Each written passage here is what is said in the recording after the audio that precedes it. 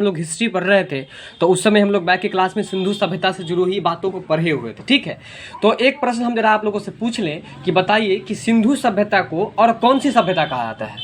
शहरी सभ्यता शहरी सभ्यता कहा जाता है। कौन सी सभ्यता कहता है? शहरी सभ्यता, या उसको नगरीय सभ्यता भी कहेंगे, तो उसमें कोई डिफरेंट नहीं। अब ये बताइए कि सिंधु सभ्यता का सर्वमान्य तिथि क्या था? बताइए आप लोग। 2500 ईसा पूर्व से कितना था? इसका सर्वमान्य तिथि 2500 ईसा पूर्व से लेकर के 1750 ईसा पूर्व तक था। इसको याद रखिएगा। आइए हम लोग प्रश्न पे चलते हैं। हम लोग कुछ महत्वपूर्ण बातों को बताते हुए चलेंगे और आप लोग उसको नोट डाउन करते हुए चलिएगा। तो जैसा कि आप पहला प्रश्न देख रहे हैं, कहता है कि सिंधु सभ्यता निम्नलिखित में से, हम लोग निम्नलिखित में से इसको कट कर देते हैं, ये तो पहले से आपको पता है ना। निम्नलिखित में से किस काल में पड़ती है? यानी कि सिंधु सभ्यता के बारे में पूछा जा रहा है कि यह किस काल में पड़ती है। तो यह पड़ती है, आप लोग पीछे क्लास में पढ़े थे, आदि ऐतिहासिक काल पढ़े थे, याद है? उसी को बदल करके यहाँ पर कर दिया आदि ऐतिहासिक काल। क्या कर दिया है? आदि ऐतिहासिक काल। बिल्कुल, आदि ऐतिहासिक काल कर दिया गया है। तो बताइए कि सिंधु सभ्यता जो है वह किस काल में पड़ती है? और आदि ऐतिहासिक काल को ही क्या कहा जाता है? आदि ऐतिहासिक काल। सिंधु सभ्यता कैसी सभ्यता थी? कांस्ययुगीन सभ्यता थी। कांस्ययुगीन भी कह सकते हैं और शहरी सभ्यता भी कह सकते हैं। ठीक है, अब बताइए अगला प्रश्न है कि वोगाज़-कोई का महत्व इसलिए है क्योंकि, देखिए वोगाज़-कोई के बारे में बताया जा रहा है कि वोगाज़-कोई का महत्व, यहाँ जो दूसरा प्रश्न है आपका स्क्रीन पर प्रश्न नहीं आ सका था, इसलिए दोबारा आपको बता रहे हैं। वोगाज़-कोई का महत्व इसलिए है कि, मतलब ये हुआ कि वोगाज़-कोई का महत्व क्यों है? वोगाज़-कोई का महत्व क्यों है? तो देखिए इस वोगाज़-कोई का महत्व क्यों है, वहाँ जो अभिलेख प्राप्त हुए हैं उनमें वैदिक देवी और देवताओं का वर्णन मिलता है। समझिएगा जरा बात को। वोगाज़-कोई एक जगह है और वोगाज़-कोई जगह पर जो भी अभिलेख मिला है, अभिलेख जानते हैं ना, पत्थर या लकड़ी पर कुछ लिखा, जो लिखा हुआ जो रहता है ना, उसी को हम लोग अभिलेख कहते हैं। किसी दीवार पर है कि नहीं, लिखा हुआ कुछ न कुछ प्रमाण रहता है, उसको हम लोग अभिलेख कहते हैं। तो वोगाज़-कोई क्षेत्र में, वोगाज़-कोई जगह पर जो कुछ भी अभिलेख है, उस अभिलेख में आपको कह रहा है कि उसमें वैदिक देवी और देवताओं का वर्णन किया गया है और इसी वजह से वोगाज़-कोई का क्या है? विशेष महत्व है। अगर कोई पूछे कि वोगाज़-कोई का महत्व क्यों है, तो हम लोग बोलेंगे कि वोगाज़-कोई में जो भी अभिलेख प्राप्त हुआ है उसमें वैदिक देवी और देवताओं का वर्णन किया गया है। इस वजह से वोगाज़-कोई का महत्व है। ठीक है, चलते हैं अगले प्रश्न पर। अब जो हम लोग चल रहे हैं अगले प्रश्न पर, हमारा अगला प्रश्न है आजीवक संप्रदाय के संस्थापक कौन थे? देखिए आजीवक है, आजीवक संप्रदाय है ना जी। तो आजीवक संप्रदाय के जो संस्थापक हैं वो आपको मखली गोसाल। क्या है? मखली गोसाल। कौन है? मखली गोसाल। आजीवक संप्रदाय के संस्थापक कौन है? मखली गोसाल। मखली गोसाल है, इसको आप लोग याद रखिएगा। फिर अब हम लोग अगले प्रश्न पर चलते हैं। आइए, किस अभिलेख से यह साबित होता है कि चंद्रगुप्त का प्रभाव पश्चिम भारत पर फैला हुआ था? यानी कि आपको एक अभिलेख के बारे में बताना है जिस अभिलेख में यह वर्णन किया गया है, और पूछ रहा है कि किस अभिलेख में यह वर्णन किया गया है कि चंद्रगुप्त का प्रभाव, मतलब समझिएगा, जैसे 1857 ईस्वी के बारे में एक प्रश्न पढ़े होंगे कि 1857 का जो विद्रोह हुआ था उसका प्रभाव किस क्षेत्र पर नहीं पड़ा था। तो देखिए भारत के दक्षिणतम क्षेत्र जो था, जैसे मद्रास था, चेन्नई था, इस सब पर 1857 के विद्रोह का प्रभाव नहीं पड़ा था। ठीक उसी तरह से यहाँ पूछा जा रहा है कि ये जो अभिलेख है, किस अभिलेख से यह साबित होता है कि चंद्रगुप्त का प्रभाव पश्चिम भारत पर फैला हुआ था। यानी कि पश्चिम भारत के बारे में बताया जा रहा है कि पश्चिम भारत पर जो चंद्रगुप्त का प्रभाव फैला हुआ था, बात समझ में आ रहा है? वो किस अभिलेख में, अभिलेख को पढ़ने से पता चलता है। तो रुद्रदमन का जूनागढ़ अभिलेख, रुद्रदमन का जूनागढ़ अभिलेख, रुद्रदमन का जूनागढ़ अभिलेख। ठीक है, किस अभिलेख से यह साबित होता है कि चंद्रगुप्त का प्रभाव पश्चिम भारत में फैला हुआ था? बिल्कुल, रुद्रदमन का जूनागढ़ अभिलेख। बताइए तो कि रुद्रदमन के जूनागढ़ अभिलेख से क्या प्राप्त होता है? इसका मतलब ये हुआ कि चंद्रगुप्त जी जो आक्रमण किए थे, वो जो अपना प्रभाव डाले थे, वो पश्चिमी भारत पर भी डाले हुए थे। और इसी की जानकारी कहाँ से मिलता है? जूनागढ़ के अभिलेख से। रुद्रदमन का जूनागढ़ अभिलेख। रुद्रदमन किसी शासक का नाम था, बस समझ में ना, जूनागढ़ एक जगह है। ठीक है, चलिए आइए अब आपका अगला प्रश्न है, किस अधिवेशन में होम रूल समर्थक अपनी राजनीतिक शक्ति का सफलतापूर्वक प्रदर्शन कर सके? कांग्रेस का 1916 का लखनऊ अधिवेशन है ना, तो याद रखिएगा कि लखनऊ अधिवेशन जो हुआ है कांग्रेस का, वो कब हुआ है? 1916 ईस्वी में। यानी कि किस अधिवेशन में होम रूल समर्थक के बारे में पूछा जा रहा है। होम रूल समर्थक अपनी राजनीतिक शक्ति का सफलतापूर्वक प्रदर्शन जो है कर सके, वो किस अधिवेशन में? तो कांग्रेस के 1916 का लखनऊ अधिवेशन में। बात समझ गए? चलिए आइए अगला प्रश्न है, 1917 से 1918 में अहमदाबाद में गांधी जी के द्वारा चलाए गए सत्याग्रह में किसने हिस्सा नहीं लिया था? मतलब बिल्कुल आसान भाषा में यदि हम कहें तो इस प्रश्न का मतलब ये हुआ कि गांधी जी के द्वारा जो सत्याग्रह आंदोलन हुआ था, कौन आंदोलन? सत्याग्रह आंदोलन। और वो सत्याग्रह आंदोलन, ठीक है, 1917 से 18 में अहमदाबाद में गांधी जी के द्वारा चलाए गए सत्याग्रह में किसने हिस्सा नहीं लिया था? तो औद्योगिक कर्मी। जरा प्रश्न को समझिए, औद्योगिक का मतलब होता है उद्योग में जितने भी लोग काम करते थे फैक्ट्री में, और वो जो व्यक्ति थे ना, वो सब आपको सत्याग्रह आंदोलन में भाग नहीं लिए थे। अब यहाँ से एक और प्रश्न आ रहा है कि सत्याग्रह आंदोलन कब हुआ था? 1917 से 18 में। कब हुआ था? 1918 में। और ये सत्याग्रह आंदोलन कहाँ पर हुआ था? अहमदाबाद में। कहाँ पर हुआ था? अहमदाबाद में। सत्याग्रह आंदोलन के नेतृत्व किसने किए थे? गांधी जी ने किए थे। बताइए किसने किया था? गांधी जी। बताइए कि सत्याग्रह आंदोलन कहाँ हुआ था, कब हुआ था, इसके नेतृत्व किसने किया था? 1917। सत्याग्रह आंदोलन कब हुआ था, पहले ये बताइए। 1917 से 1918 में। ये कहाँ हुआ था? चंपारण में। अहमदाबाद में हुआ था। कहाँ पर हुआ था? अहमदाबाद में हुआ था। और ये गांधी जी के द्वारा चलाया गया था। किसके द्वारा चलाया गया था? गांधी जी के द्वारा। तो कहता है कि 1917 से 18 में अहमदाबाद में जो गांधी जी के द्वारा सत्याग्रह आंदोलन चलाया गया था, उसमें कौन भाग नहीं लिए थे? औद्योगिक कर्मी भाग नहीं लिए थे। अब आपका अगला प्रश्न है, चलिए अब आपका अगला प्रश्न है, अवध से संबंधित है। और अवध से मुझे एक बात याद आ रहा है, बताएंगे आप लोग कि अवध से 1857 के विद्रोह का नेतृत्व किसने किया था? बताइए। सही बात बताए। नहीं, लखनऊ से वो किए थे, है ना। तो बताएंगे कि अवध से, आप सही बात बताए थे कि अवध से कहे या लखनऊ से कहे, ठीक है। तो अवध से कहे या लखनऊ से कहे, 1857 की विद्रोह का नेतृत्व किसने किया था? बेगम हजरत महल ने किया था, ठीक है। तो यहाँ है अवध के एका आंदोलन। आंदोलन का नाम बताइए जरा। अवध के एका आंदोलन। एका आंदोलन का क्या उद्देश्य था? ठीक है, तो एका आंदोलन का उद्देश्य था जमींदारों के अधिकारों की रक्षा करना। जमींदारों के अधिकारों की रक्षा करना। बोलिएंगे जरा आप लोग। बिल्कुल। अवध में जो एक आंदोलन हुआ था और उसका ये क्या कहते हैं, उसका उद्देश्य क्या था? उसका उद्देश्य था जमींदार समझते हैं ना जी, बिल्कुल, जमींदारों के अधिकारों की रक्षा करना। तो बताइए तो कि सत्याग्रह आंदोलन जो हुआ था 1917 से 18 में अहमदाबाद में, उसमें कौन सा वर्ग है जो भाग नहीं लिया था? उद्योग में काम करने वाले, यानी कि औद्योगिक कर्मी। अब ये बताइए कि लखनऊ संधि जो हुआ था कांग्रेस का, वो कब हुआ था? 1916 ईस्वी। कब हुआ था? 1916 में। बिल्कुल। अब ये बताइए कि ऐसा कौन सा अभिलेख है जिससे यह प्राप्त होता है कि चंद्रगुप्त मौर्य जो थे वो पश्चिम भारत में अपना प्रभाव डाले थे? रुद्र दमन का जूनागढ़ अभिलेख, ठीक है। आजीवक संप्रदाय के संस्थापक मखली गोसा। चलिए आपका अगला प्रश्न है, INA क्या है? INA किसके दिमाग की उपज थी?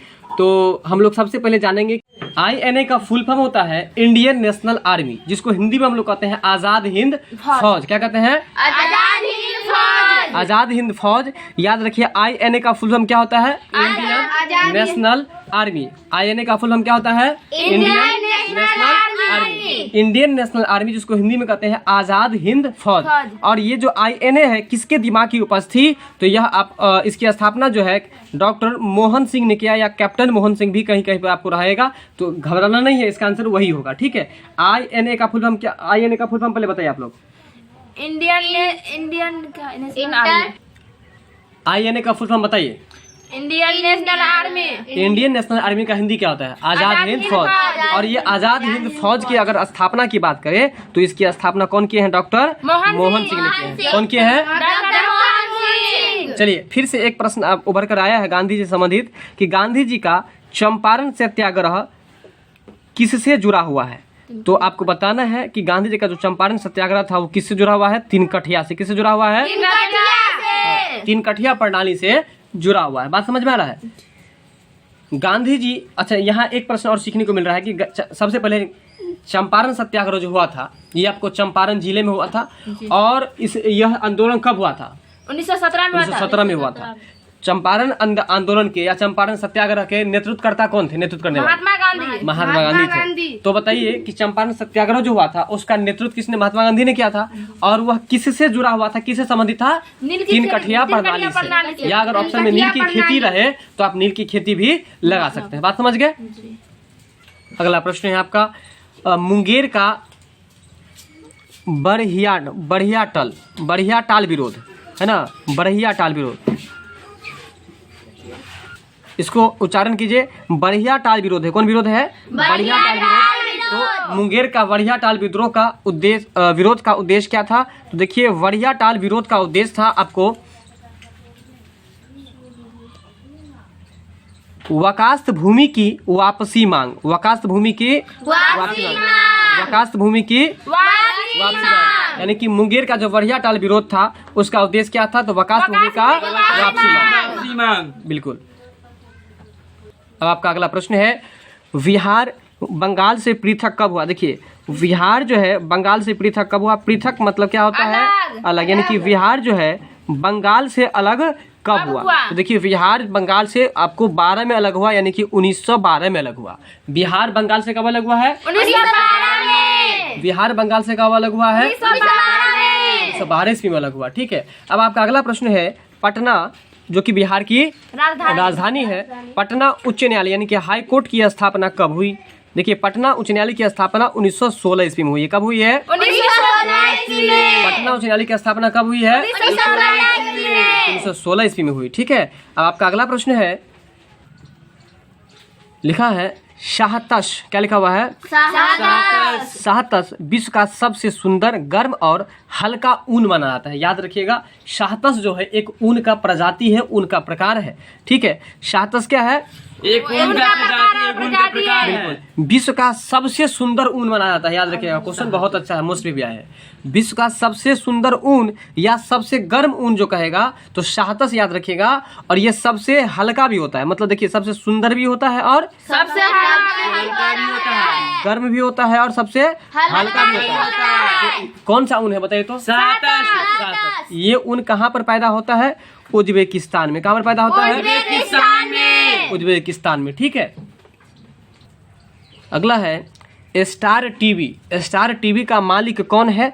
तो देखिए, स्टार टीवी का जो मालिक है वो आपको रूपर्ट मर्डोक है। कौन है? Rupert Murdoch. बिल्कुल। स्टार टीवी का मालिक कौन है? रूपर्ट मर्डोक है। याद रखिएगा कि टीवी पर जो हम लोग कोई सीरियल वगैरह देखते हैं तो उसमें सीरियल में लोगों का रूप हम लोग देखते हैं ना, और जिस तरह से आजकल की लड़कियां एक फैशन अपनाती जा रही है, जिस तरह से सीरियल में देखती है उसी तरह से वो खुद भी अपने परिवार में रूप बदलने लगती है, करने लगती है। इसलिए याद रखिएगा कि स्टार टीवी के जो मालिक हैं वह आपको रूपर्ट मर्डोक है। कौन है? Rupert Murdoch. ठीक है। अब आपका अगला प्रश्न है, एक समान शुष्क सेल में, शुष्क सेल का मतलब समझिए टॉर्च का बैटरी या घड़ी का बैटरी सब जो होता है ना उसको हम लोग शुष्क सेल कहते हैं, या उसको सूखा सेल भी कह सकते हैं। बताइए क्या कहते हैं? शुष्क सेल या सूखा सेल। तो शुष्क सेल या सूखा सेल जो होता है उसमें आपको कहता है कि एक समान शुष्क सेल में विद्युत अपघटय जो होता है वो किसका होता है? अमोनियम क्लोराइड का। किसका होता है? अमोनियम क्लोराइड का। विद्युत अपघटय जो होता है वो किसका होता है? अमोनियम क्लोराइड का। तो एक समान शुष्क सेल में विद्युत अपघटय जो होता है वो किसका होता है? अमोनियम क्लोराइड का। ठीक है। चलिए, अब आपका अगला प्रश्न है डायनमो से संबंधित है, और डायनमो ये प्रश्न को तो आप लोग पहले से ही जान रहे हैं। चलिए, तो डायनमो के बारे में आप लोग जानते होंगे। डायनमो किस ऊर्जा को किस ऊर्जा में बदलता है? बताइए। विद्युत ऊर्जा को यांत्रिक ऊर्जा में बदलता है। यांत्रिक ऊर्जा को विद्युत ऊर्जा में परिवर्तित करता है, यानी कि बदलता है, और यांत्रिक ऊर्जा को विद्युत ऊर्जा में बदलता है। इसके बारे में आपको बता देते हैं। जनरेटर आप देखे होंगे, जनरेटर के आगे में जो एक लगा हुआ हिस्सा रहता है जिसमें से 2 वायर निकला हुआ रहता है, उसी को कहा जाता है आपको डायनो। तो देखिए डायनो को हम लोग पहले चलाते हैं, यानी कि यंत्र को चलाते हैं, क्या मशीन के माध्यम से यंत्र को चलाते हैं, तब न उसमें से बिजली निकलता है, मतलब विद्युत निकलता है। इसलिए यांत्रिक ऊर्जा को विद्युत ऊर्जा में बदलता है। क्या बदलता है? डायनेमो। डायनेमो याद रखिएगा, ठीक है। अब आपको आइए, अब आपका अगला प्रश्न है, आकाश के बारे में आप लोग समझते हैं पहले से ही आकाश नीला लगता है। अभी आकाश को देखिए आप लोग कैसा लग रहा है? नीला लगा है, ठीक है। तो आकाश जो नीला लगता है, बताइए आकाश को नीला लगने का कारण क्या है? तो लघु तरंग दीर्घ तरंगों की अपेक्षा वायुमंडल के द्वारा प्रकीर्णन होता है। और ये आपको पहले बता दें कि नील जो हम लोग, इसका ट्रिक समझ लीजिए, नील जो हम लोग कपड़ा में देने के लिए किनते हैं ना, तो किनते हैं तो प्रकीर्णन, कीनन मतलब प्रकीर्णन। इसलिए बताइए कि आकाश का रंग नीला क्यों दिखता है? प्रकाश के प्रकीर्णन के कारण। ये आमतौर पर कहे तो इसका आंसर ये हो सकता है। और यहाँ जो दिया है कि लघु तरंग दीर्घ तरंगों की अपेक्षा वायुमंडल के द्वारा अधिक प्रकीर्ण होता है, इसलिए आकाश का रंग कैसा दिखता है? है। 1 माइक्रोन बराबर क्या होता है? तो ध्यान दीजिए, 1 माइक्रोन बराबर जो होता है क्या होता है बताइए? 1/1000 मिलीमीटर। क्या होता है? 1/1000 मिलीमीटर। 1 माइक्रोन बराबर क्या होता है? 1/1000 मिलीलीटर। 1/1000 मिलीलीटर होता है, ठीक है। वर्षा की बूंदे गोलाकार दिखती है, पढ़े थे आप लोग बैठ के क्लास में। वर्षा का बूंद जो होता है वो गोलाकार दिखता है, और गोलाकार दिखने का कारण क्या है बताइए? पृष्ठतनाव है। क्या है कारण? पृष्ठतनाव है। वर्षा की बूंद गोल जो दिखता है उसका कारण क्या है? पृष्ठतनाव। किस खनिज से रेडियम प्राप्त किया जाता है? देखिए, किस खनिज से रेडियम प्राप्त किया जाता है? तो देखिए पिंच ब्लेंड से। किससे? पिंच ब्लेंड से। किससे? पिंच ब्लेंड से। इसको ऐसे याद रख लीजिएगा कि अगर रेडियो बजाना हो ना आप लोग को, तो पिच पर बैठ के तब बजाएंगे। पिच पर, जैसे गाँव घर में देखते हैं कि पीछे पर सड़क पर बैठ जाता है, अब रेडियो बजाता रहता है, तो इसलिए रेडियो बजाना हो तो पीछे बैठ के बजाएंगे। हालांकि ये बात क्या है समझिए, पिच ब्लेंड जो है वह इसका अयस्क है। जैसे आप पढ़े होंगे कि लोहा का अयस्क कौन कौन है?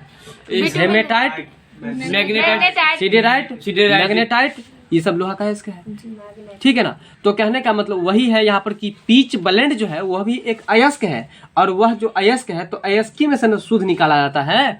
तो इसलिए पिच ब्लेंड से क्या निकाला जाता है? तो रेडियम। या रेडियम कहाँ से निकाला जाता है? पिच ब्लेंड से। रेडियम कहाँ से निकाला जाता है? पिंच ब्लेंड से। पिंच बोलिए, पिंच ब्लेंड से। किससे? नींबू के बारे में आप लोगों को पहले से पता है कि आप लोग नींबू खाए हैं जी। कैसा लगता है नींबू? खट्टा लगता है। तो बताइए कि नींबू जो खट्टा लगता है वो किसके कारण से? अम्ल के कारण से। लेकिन कौन सा अम्ल? सिट्रिक अम्ल। सही बात होता है। कहीं कहीं सिट्रिक लिखता है तो कहीं कहीं साइट्रिक लिखता है, तो घबराना नहीं है, दोनों सेम चीज है। साइट्रिक कहे या सिट्रिक कहे बात बराबर है। अगर नहीं याद रहे तो आप याद रखिएगा, कभी आप लोग जूस के मतलब कॉर्नर पर, जूस की दुकान पर कभी गए हैं तो देखिएगा कि संतरा को, जो नींबू जैसा संतरा रहता है ना, उस संतरा को जो क्या करता है?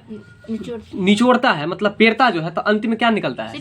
सिट्ठी निकलता है। तो सिट्ठी से याद कर लीजिएगा, सिट्रिक या साइट्रिक। यानी कि नींबू जो खट्टा होता है वो किस कारण से होता है? बिल्कुल, साइट्रिक अम्ल के कारण से। किसके कारण से? बताइए, तो इमली किसके कारण से खट्टा होता है? सही बात है। अब ये बताइए कि संतरा किस कारण से खट्टा होता है? साइट्रिक अम्ल के कारण से। दही खट्टा क्यों होता है? लैक्टिक अम्ल के कारण से। सही बात है। आइए, विरंजक चूर्ण के लिए कौन सा अशक्त है? विरंजक चूर्ण का सूत्र बताइए आप लोग जरा। सही बता रहे हैं, CaOCl2। विरंजक चूर्ण का सूत्र होता है, तो कहता है, हाँ, कहता है कि उसके बारे में कौन सा जो है सो असत्य है, यानी कि 3 को सत्य है और एक जो है ऑप्शन वो असत्य है। तो देखिए, कहता है कि जल में अधिक विलय होता है। ये बिल्कुल गलत बात है, क्योंकि ब्लीचिंग पाउडर जो है, विरंजक चूर्ण, वो जल में विलय नहीं होता है ना। पूरा आपको पता चल जाता है। विलय का मतलब क्या होता है? उसमें घुल जाना। जैसे कि पानी में आप चीनी डालते हैं तो चीनी का कलर दिखता है? नहीं दिखता है। तो क्यों नहीं दिखता है? क्योंकि वो उसमें विलय हो जाता है, घुल गया, विला गया, विलय हो गया। विलय मतलब घुल जाना, ठीक है। तो विरंजक चूर्ण के बारे में हम लोग 3 बातें को जानेंगे। सबसे पहले है कि वो हल्के पीले होते हैं। कैसे होते हैं? हल्के पीले होते हैं। हल्का पीला होता है, आप गौर से देखिएगा। विरंजक चूर्ण को पाउडर होता है वो हल्का पीला वाकई में होता है, ठीक है। इसके बाद, हाँ बिल्कुल, ऑक्सीकारक होता है। क्या होता है? ऑक्सीकारक होता है। इसके बाद है तनु अम्ल की प्रतिक्रिया से क्लोरीन निष्कासित करता है? बताइए। तनु अम्ल की प्रक्रिया। हम 3 बातों को बता रहे हैं और इसको आप लोग रट लीजिए, हम लोग को काम आएगा आगे। ठीक है, सबसे पहले है कि व्यंजक चूर्ण का कलर कैसा होता है? नीला हल्के पीला होता है। और यह ऑक्सीकारक होता है। क्या होता है? यह ऑक्सीकारक होता है। तो बोलिए, व्यंजक चूर्ण ऑक्सीकारक होता है। व्यंजक चूर्ण ऑक्सीकारक होता है। फिर से बोलिए। व्यंजक चूर्ण ऑक्सीकारक होता है। तनु अम्ल की प्रतिक्रिया से क्लोरीन निष्कासित होता है। निष्कासित का मतलब क्या होता है? निकलना। तो तनु अम्ल की प्रतिक्रिया से क्लोरीन निष्कासित होता है, यानी कि क्लोरीन निकलता है। और यही क्लोरीन जो है, याद रखिएगा, यही क्लोरीन जो है ना, आप किसी भी पानी अगर डाल दीजिएगा ना तो पानी का कीटाणु सब मर जाता है। इसलिए याद रखिएगा कि नालियों सब में, हॉस्पिटल सब में देखिएगा कि कीटाणु को मारने के लिए ब्लीचिंग पाउडर छिड़कता रहता है, या पानी के टंकी में या कुआं में जो है वही ब्लीचिंग पाउडर जो है ना सप्ताह दिन पर, महीना दिन पर छीट देता है ना, छिड़काव कर देता है, जिससे कि जितना कीटाणु होता है वो मर जाता है। ठीक है, तो बताइए कि व्यंजक चूर्ण का सूत्र क्या होता है? फटाफट से बताइएगा। CaOCl2। अब ये बताइए कि व्यंजक चूर्ण जो है कलर कैसा होता है? हल्का पीला। ऑक्सीकारक होता है कि अपकारक होता है? ऑक्सीकारक होता है। तनु अम्ल की अभिक्रिया से क्या निष्कासित होता है? क्लोरीन निष्कासित होता है। बिल्कुल। चलते हैं अगले प्रश्न पर। आइए, अगला है पारद धातु मिश्रण है। कौन धातु है? पारा धातु मिश्रण है। पारद धातु मिश्रण है, तो याद रखिएगा पारद युक्त मिश्र धातु होती है। पारद युक्त मिश्र धातु होती है। पारद धातु मिश्रण है, तो ये जो पारद धातु है, पूछ रहा है कि आपको ये जो मिश्रण होता है क्या क्या चीज का मिश्रण होता है? तो याद रखिएगा पारद युक्त मिश्र धातु। पारद युक्त मिश्र धातु। पारद धातु जो मिश्रण होता है वो किसका मिश्रण होता है? पारद युक्त मिश्र धातु होता है। बताए तो पारा का सूत्र क्या होता है? पारा का Pg। पारा का Hg होता है। क्या होता है? लेड का पारा आप लोग देखे कि नहीं देखे हैं? देखे मरकरी। बिल्कुल। मरकरी ये मरकरी कहते हैं। थर्मामीटर में आप देखे होगा जो बुखार का टेम्परेचर जो मापा जाता है उसमें उजला उजला कलर का था, उसमें पारा रहता है। आइए, अब आपका अगला प्रश्न है कोयले का सामान्य प्रकार कौन सा है? तो देखिए कोयले का सामान्य प्रकार जो है वो देखिए सबसे पहले याद रखिए कि सबसे नंबर 1 पर जो आता है वो क्या आता है? एंथ्रासाइड। और 2 नंबर पर जो आता है, 3 नंबर पर जो आता है उसको लिग्नाइट बोला आता है, जो कि ऑप्शन में नहीं है। और 4 नंबर पर जो आता है उसको पीट बोला आता है, इसमें ऑप्शन में नहीं है। तो याद यहाँ पर कह रहा है कि कोयले का सामान्य प्रकार का मतलब हुआ समान प्रकार का मतलब जो जैसे कि किसी होटल वगैरह में आप देखते हैं या किसी फैक्ट्री में जो कोयला पर चलता है, वो कोयला जनरली रूप से जो आप कोयला देखते हैं वो कौन प्रकार का कोयला देखते हैं? बिटुमिनस। आप B2 मतलब 2 नंबर का कोयला देखते हैं। आप कैसा कोयला देखते हैं? 2 नंबर का। वैसे भी B2 में है B2 मतलब 2 नंबर। 2 नंबर का कोयला। तो याद रखिएगा सामान्य प्रकार मतलब जनरली कौन सा कोयला दिखते हैं आप? इसलिए कोयला का सामान्य प्रकार कौन सा है? बिटुमिनस है। अब है भारत का राष्ट्रीय स्तनी कौन सा है? भारत का राष्ट्रीय स्तनी जो है वो बाघ है। भारत का राष्ट्रीय स्तनी कौन सा है? बाघ है। भारत का राष्ट्रीय स्तनी का मतलब समझिए, भारत का राष्ट्रीय पशु क्या है? बाघ है ना। तो यहाँ स्तनी लगा दिया। स्तनी का मतलब बाघ को स्तन होता है, मतलब वह है ना थन होता है जो अपने बच्चे को दूध पिला सकती है। बात समझ में आ रहा है? तो भारत का राष्ट्रीय स्तनी कौन सा है? बाघ है। वही भारत का राष्ट्रीय आपको मयूर भी है, राष्ट्रीय पक्षी मयूर भी है, लेकिन वो उसके पास स्तन नहीं होता है कि वो अपने बच्चे को दूध पिला सके। बात समझ में आ रहा है ना। और देखिए गाय भी स्तनी है, सिंह भी स्तनी, लेकिन वो राष्ट्रीय तो नहीं ना है। तो इसलिए यहाँ पर समझने का बात है, ये आपको बाघ हो जाएगा। ठीक है, आइए आपका अगला प्रश्न है निरीशंस। क्या है? निरीशंस प्राणी कौन सा है? तो देखिए निरीशंस प्राणी के अंतर्गत आपको कछुआ आता है। क्या आता है? कछुआ। आजकल लोगों को कछुआ का अंगूठी पहनते हुए बहुत ज्यादा देखते हैं। ऐसा माना जाता है कि कछुआ का अंगूठी यदि आप पहनते हैं तो धन संपत्ति का ढेर लग जाता है। बात समझ में आ रहा है?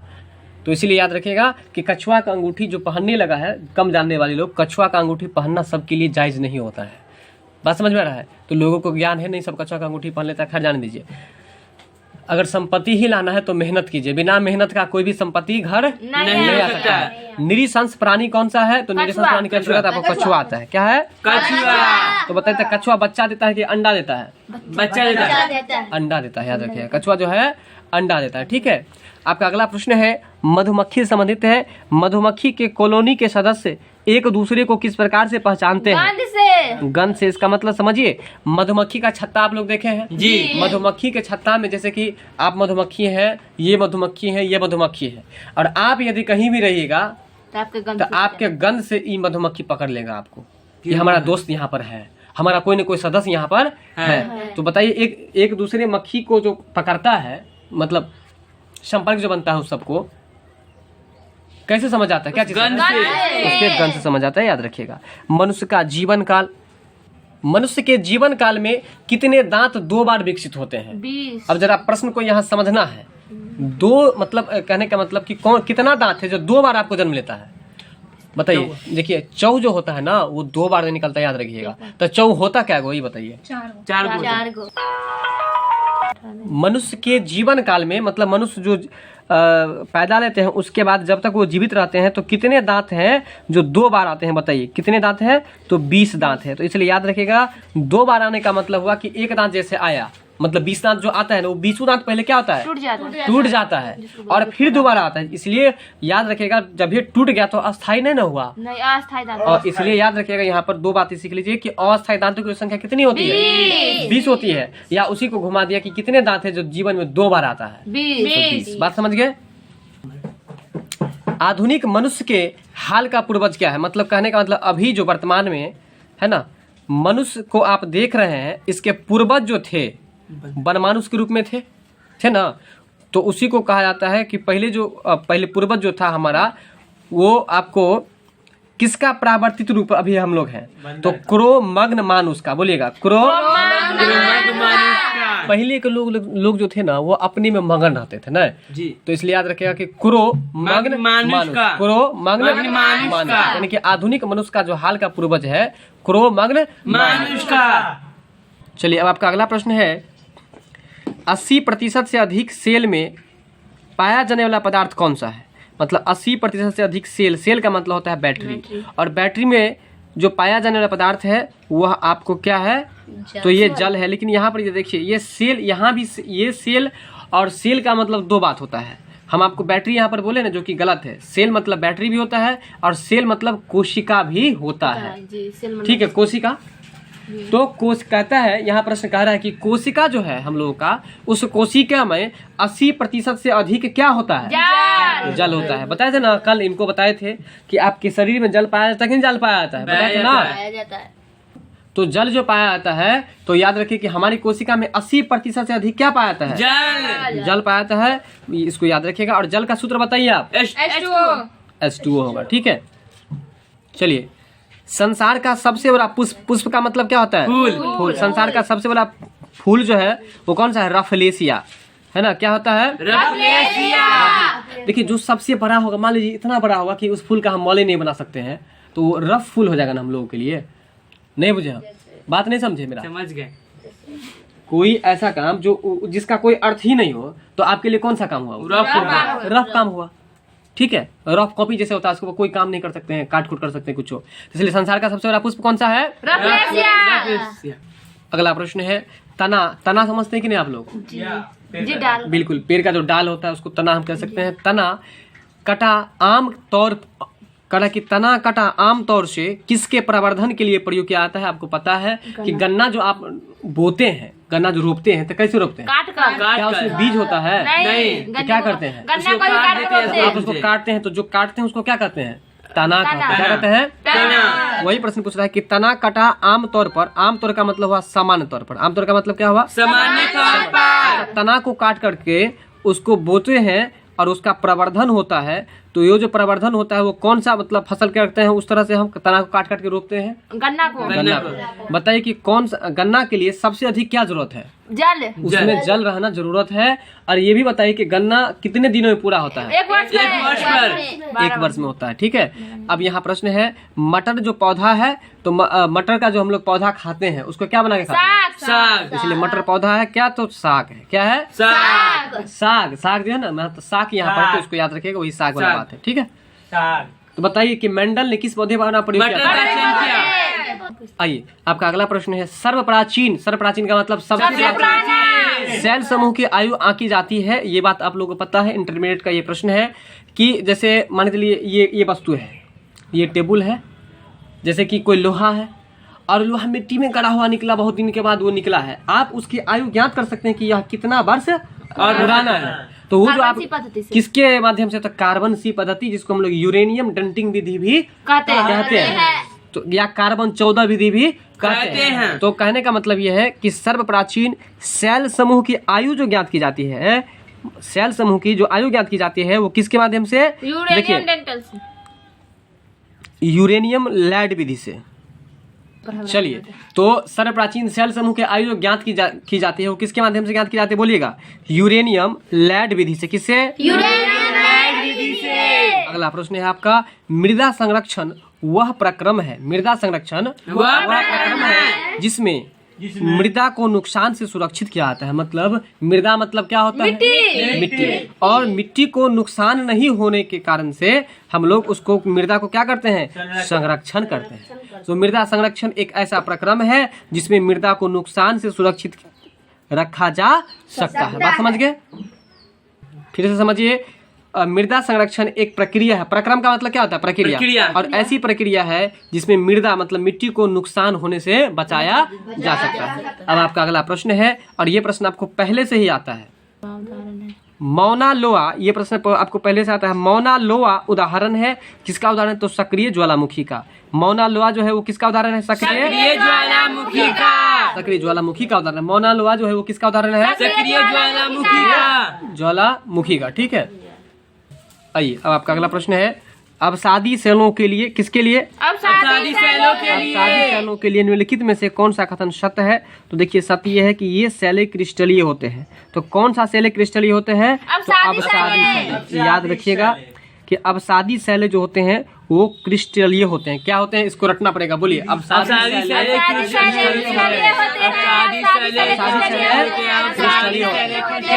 चलिए, ये बात सत्य है। बाकी जो ये 3 ऑप्शन आप देख रहे हैं A, C, D, ये तीनों गलत हैं, यानी कि असत्य है। अगला है शिवालिक।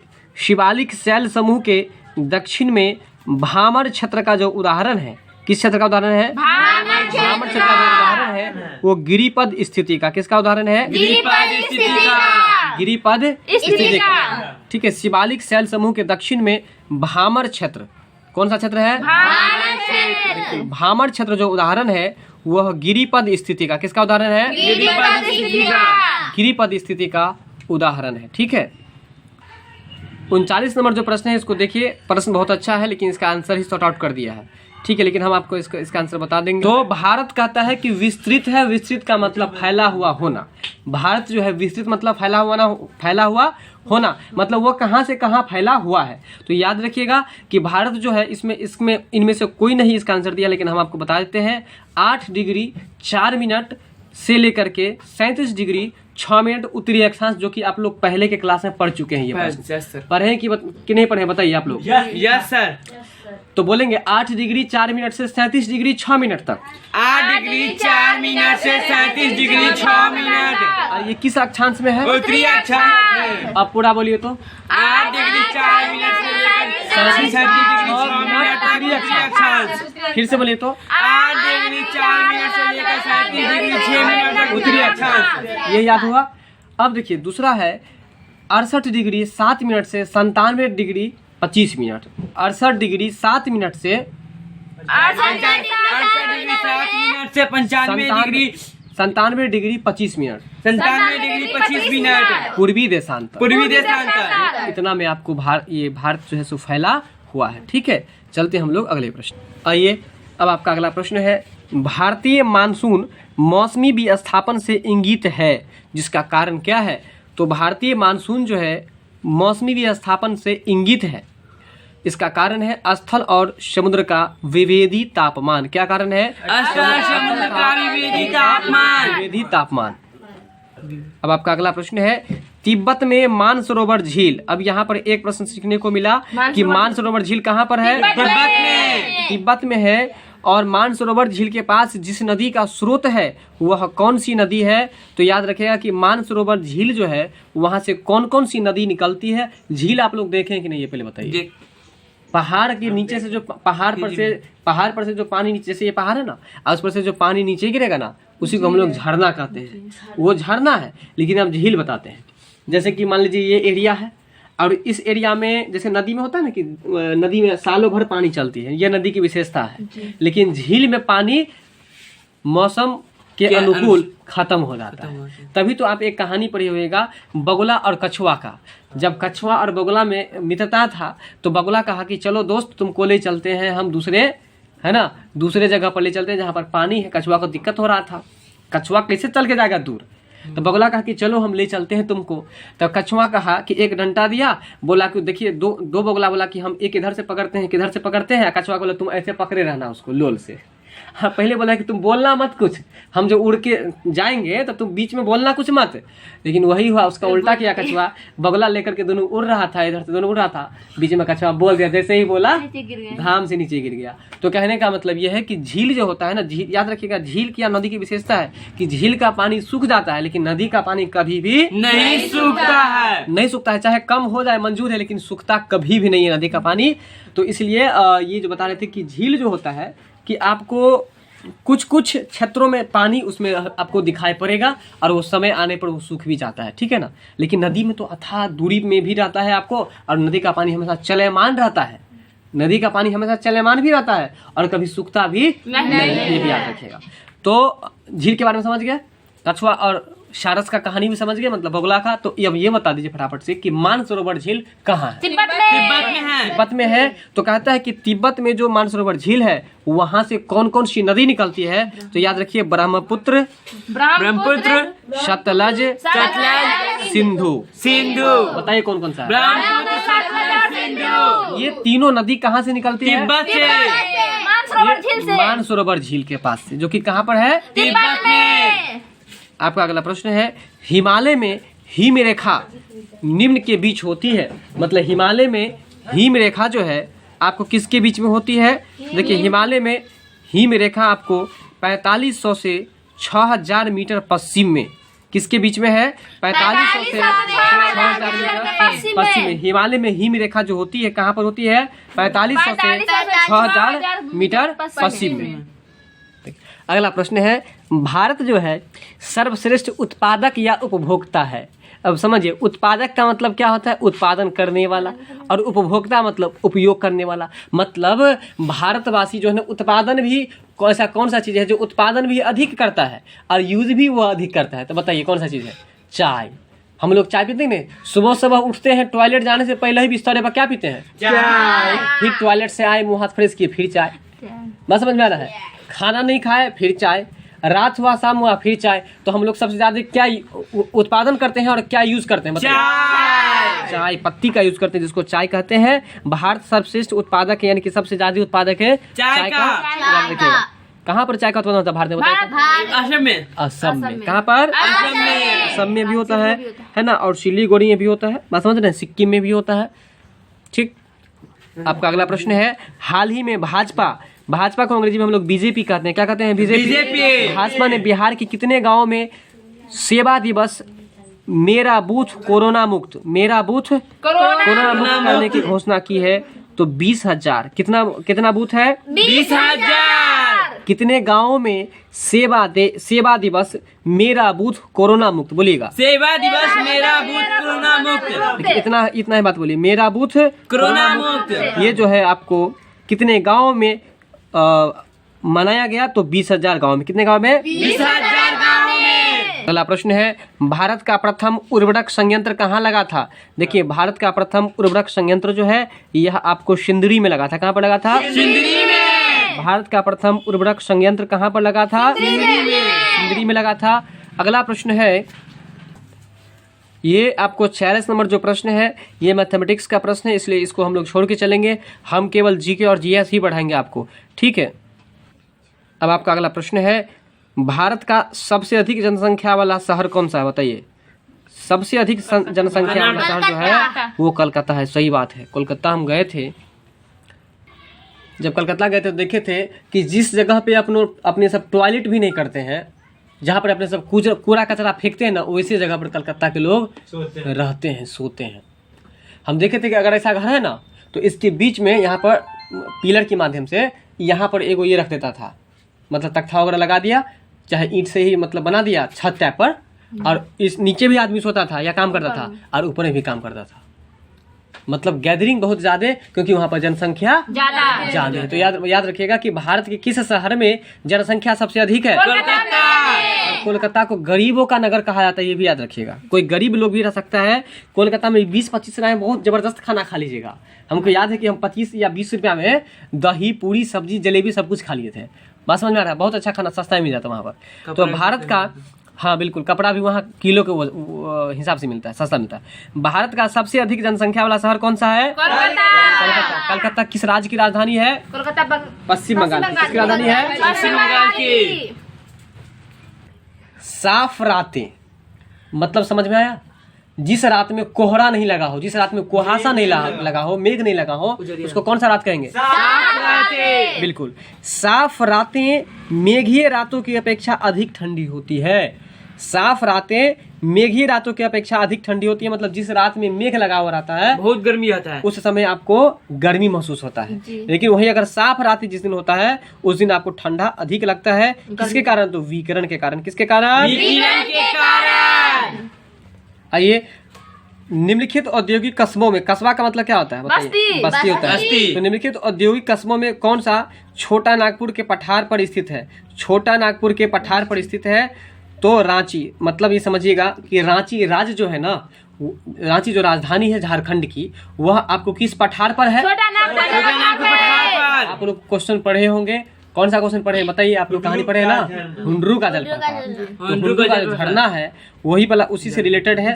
छोटा नागपुर के पठार से कुछ दूरी पर है कि नहीं वो? तो याद रखिएगा कि कौन सा ऐसा क्षेत्र है, कौन सा ऐसा राजधानी है जो कि छोटा नागपुर पठार पर है? तो रांची। रांची। और रांची किस राज्य की राजधानी है? झारखंड की स्थापना कब हुई थी? 1 नवंबर 2000 ईस्वी। 1 नवंबर 2000 ईस्वी को। आइए, आपका अगला प्रश्न है, भारतीय संविधान को अपनाया गया था, मतलब भारतीय संविधान को कब अपनाया गया? सॉरी, किसके द्वारा अपनाया गया? संवैधानिक सभा के द्वारा। किसके द्वारा अपनाया गया? संवैधानिक सभा के द्वारा। अब आपका अगला प्रश्न है कि कोई वित्तीय बिल प्रस्तावित हो सकता है, मतलब कोई भी वित्तीय बिल जो है, कौन सा बिल? वित्तीय बिल जो प्रस्तावित हो सकता है तो वो कहाँ पर हो सकता है? तो केवल लोकसभा में। याद रखिएगा कि वित्तीय बिल जो है ना वो कहाँ पर प्रस्तावित हो सकता है? लोकसभा तो में। केवल लोकसभा में। कहाँ पर? केवल लोकसभा में। मतलब वित्तीय बिल जो है आपको लोकसभा में ही प्रस्तावित हो सकता है।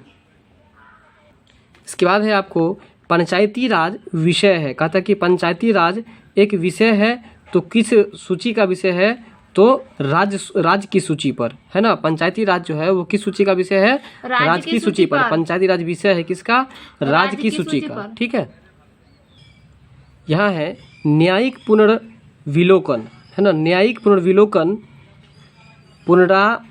है। न्यायिक पुनराविलोकन का अर्थ क्या है? तो देखिए, इसका अर्थ है कि सर्वोच्च न्यायालय को अंग्रेजी में हम लोग सुप्रीम कोर्ट कहते हैं। सर्वोच्च न्यायालय किसी भी राज्य के कानून को अवैध घोषित कर सकता है।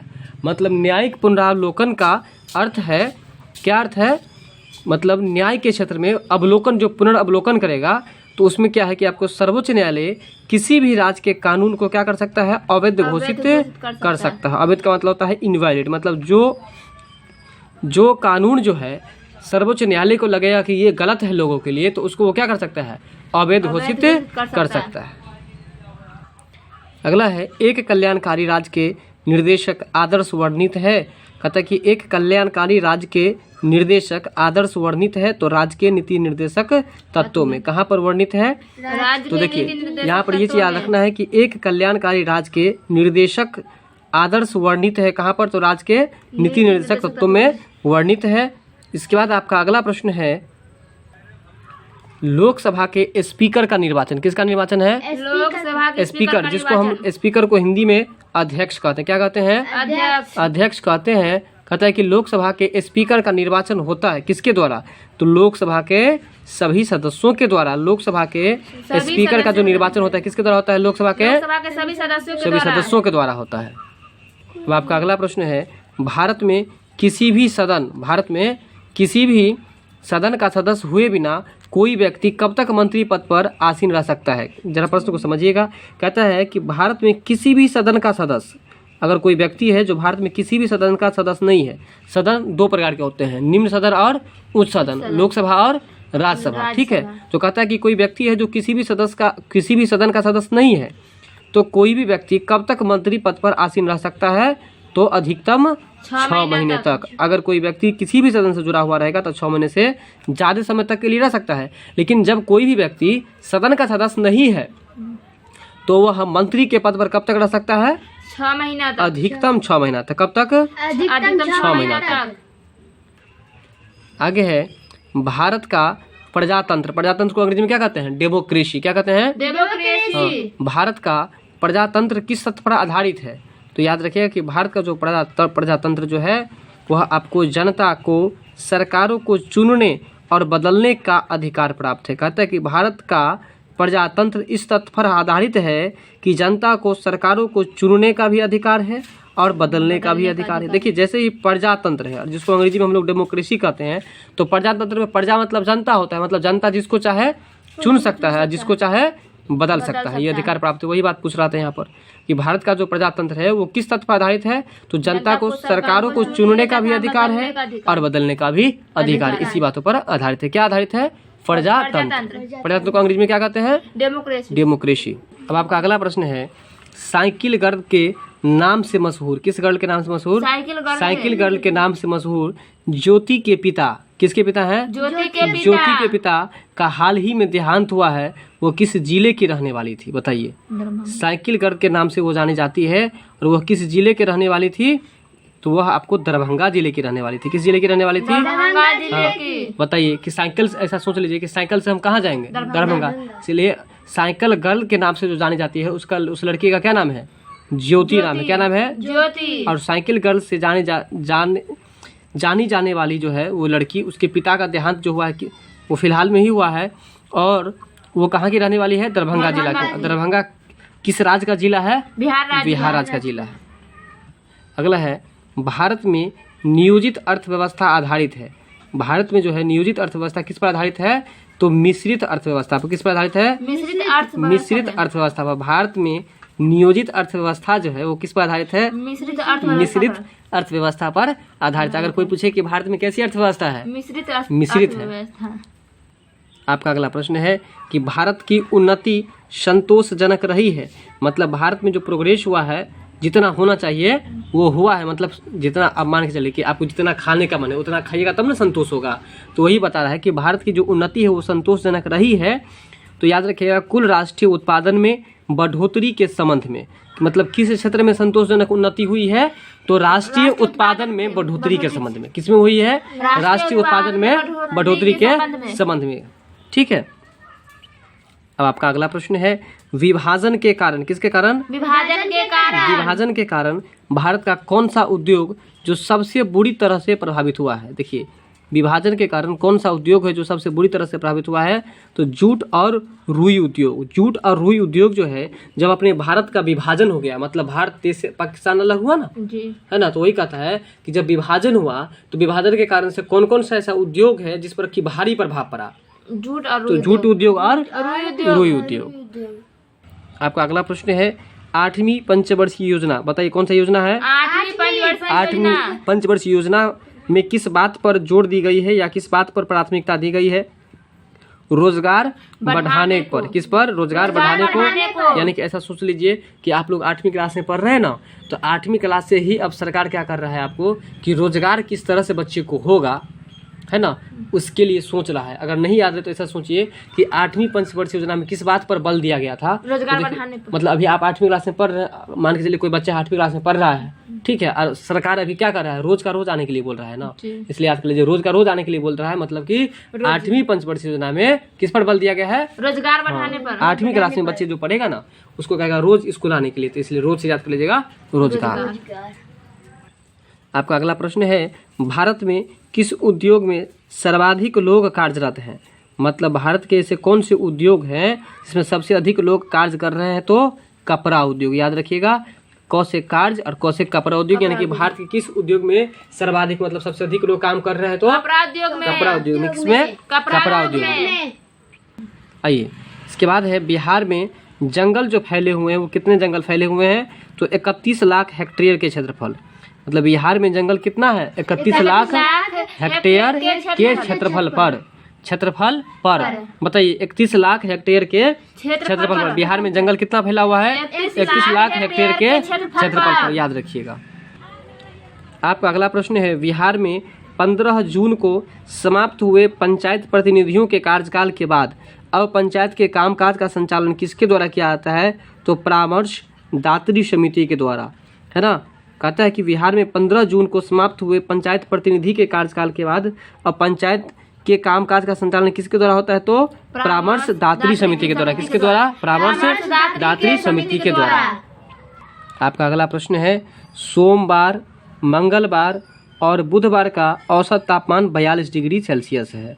ठीक है, तो मंगलवार, बुधवार और बृहस्पतिवार का औसत तापमान 43 डिग्री था। फिर कहता है कि देखिए सोमवार, मंगलवार, बुधवार का औसत तापमान कितना था? 42 डिग्री था। मंगलवार, बुधवार और बृहस्पतिवार का औसत मान 43 डिग्री था। यदि बृहस्पतिवार का तापमान 44 डिग्री सेल्सियस हो तो सोमवार का तापमान क्या होगा? ठीक है, तो इसका आंसर हो जाएगा आपको 41 डिग्री सेल्सियस। कितना हो जाएगा? 41 डिग्री और सेल्सियस। बताइए तो मनुष्य को जो बुखार लगता है तो मिनिमम बुखार कितना होता है? बताइए। मिनिमम बुखार 37 डिग्री सेल्सियस। कितना होता है? 37 डिग्री सेल्सियस। बिल्कुल, ये मैथमेटिक्स है। यदि x का 44% 11 हो तो x का मान क्या होगा? तो इसका आंसर आपको 25 हो जाएगा।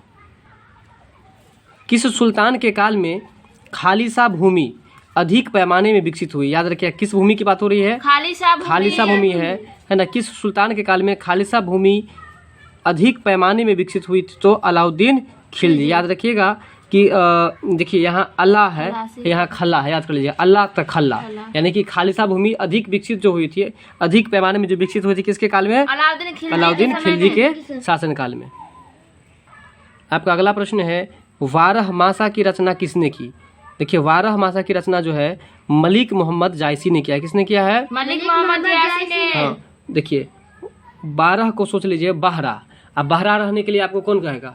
मालिक सब कहेगा ना, इसलिए बारहमासा की रचना किसने किया? तो मलिक मोहम्मद जायसी ने किया है। जब आपको कहेगा कि बहरे रह तो आप क्या कहिएगा कि जायसी, तो जायसी से हो जाएगा, याद हो जाएगा जायसी, यानी कि मलिक मोहम्मद जायसी। आपका अगला प्रश्न है, विजयनगर साम्राज्य के वित्तीय व्यवस्था की मुख्य विशेषता क्या थी? तो बंदरगाहों से आमदनी। कहते हैं विजयनगर साम्राज्य की वित्तीय व्यवस्था की मुख्य विशेषता क्या थी? तो बंदरगाहों से आमदनी। बिल्कुल, बंदरगाह समझते हैं ना जी, जहाँ से हाँ। अब विजयनगर किस राज्य से जुड़ा हुआ है? कर्नाटक से। विजयनगर साम्राज्य की वित्तीय व्यवस्था की मुख्य विशेषता क्या थी? तो वहाँ वित्तीय व्यवस्था का मतलब समझिए, मतलब वहाँ जो आर्थिक रूप से जो लोग मजबूत थे, किस कारण से? तो बंदरगाहों से उन लोगों को आमदनी होता था। वहाँ जो बंदरगाह था ना कर्नाटक में, तो बंदरगाह होने से आपको आमदनी उन लोगों को होता था। बात समझ में आ रहा है? अब है दो अस्पा सिंह अस्पा। बोलिएगा कौन, क्या है प्रश्न? दो अस्पा सिंह अस्पा प्रथा किसने शुरू की थी? तो जहांगीर ने। किसने शुरू किया था? दो, देखिए अस्पा नहीं याद रहे ना, तो याद रखिए कि आसपास जो खेलेगा बच्चा सब तो जहाँ तहाँ गिरवे करेगा ना। आप आसपास खेले कि नहीं खेले हैं? तो आसपास जो खेलेगा जहाँ तहाँ गिरेगा, इसलिए दो अस्पा सिंह अस्पा, दो अस्पा सिंह अस्पा, दो अस्पा सिंह अस्पा, मतलब आसपास जो बच्चा से खेलता है कम से कम 2-3 आदमी सब खेलवे करता है ना, खेलवे करता है कि नहीं? तो दो अस्पा सिंह अस्पा की प्रथा, यह एक प्रथा था। दो अस्पा सिंह अस्पा जो है ये एक प्रथा था, और यह प्रथा किसने चलाया था? तो जहांगीर। आपका अगला प्रश्न है, भारत में 1612 ईस्वी में अंग्रेजों ने अपनी पहली फैक्ट्री कहाँ पर स्थापित की थी? याद रखिएगा, भारत में अंग्रेजों ने सबसे पहली फैक्ट्री जो स्थापित की थी वो कब की थी स्थापित? 1612 ईस्वी में अंग्रेजों ने पहली फैक्ट्री कहाँ पर स्थापित की थी? कहाँ पर स्थापित की थी? सूरत में की थी। और कब की थी? 1612 ईस्वी में। देखिए 100 से 1612, 100 से सूरत, यानी कि याद रखिएगा कि अंग्रेजों ने भारत में पहली फैक्ट्री कब स्थापित की है? 1612 ईस्वी में। कहाँ पर स्थापित की है? सूरत में। कहाँ पर स्थापित की है? सूरत में। आपका अगला प्रश्न है, अमेरिका में फ्री हिंदुस्तान, कौन सा हिंदुस्तान है? फ्री हिंदुस्तान एक अखबार का नाम है, जैसे अभी है ना हिंदुस्तान, दैनिक जागरण सब चलता है ना आज, तो वही अमेरिका में आपको फ्री हिंदुस्तान अखबार किसने शुरू किया था? तो तारकनाथ दास ने। किसने? तारकनाथ दास ने। अमेरिका में फ्री हिंदुस्तान किसने शुरू किया था? तारकनाथ दास ने।